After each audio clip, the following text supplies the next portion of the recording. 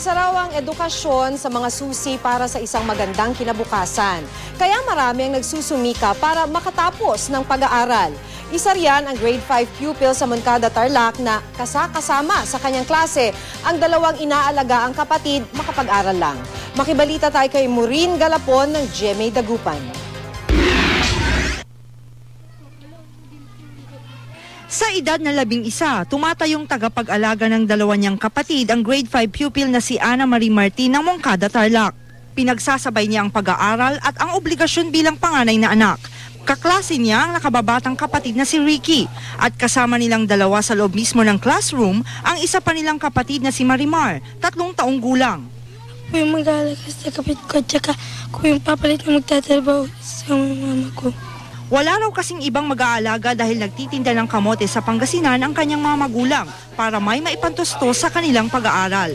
Hanga sa magkakapatid ang kanilang mga guro kahit paminsan daw medyo naiistorbo ang kanilang klase. Minsan nagkakaroon ng disturbance kasi nandyan yung batang palakad-lakad. Pero ayos lang naman daw ito basta ang importante sa kabila ng mga pagsubok, tuloy sa pag-aaral ang mga bata. Ang 58 taong gulang namang si Ace Libaw, 3rd year high school lang ang inabot sa pag-aaral. Napilitan daw siyang huminto sa pag-aaral noong 16 na taong gulang pa lang siya. Dahil sa kahirapan namin, ma'am, naghanap ako ng trabaho ko pa. Gusto man daw ni Ace na pagsabayin noon ang kanyang pag-aaral at trabaho, hindi niya ito magawa dahil wala pang programa noon ng DepEd sa mga katulad niya. Pero ngayong may open high school program na, gusto raw muling mag-aral ni Ace para makuha ang inaasam na diploma sa secondary education. Pwedeng ipagpatuloy po, ma'am,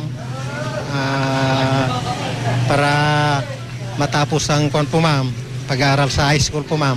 Pwede nang mag-enroll si Ace sa Maldan National High School Open High School Program kung saan hindi niya kailangang pumunta pa sa campus para mag-aral. Through internet, through emails, or maybe through modules. As of now, Mangaldan National High School is ready with its MOOE to reproduce modules. Libre ang enrollment sa naturang programa. Maureen Galapon, Nagbabalita, Pilipinas.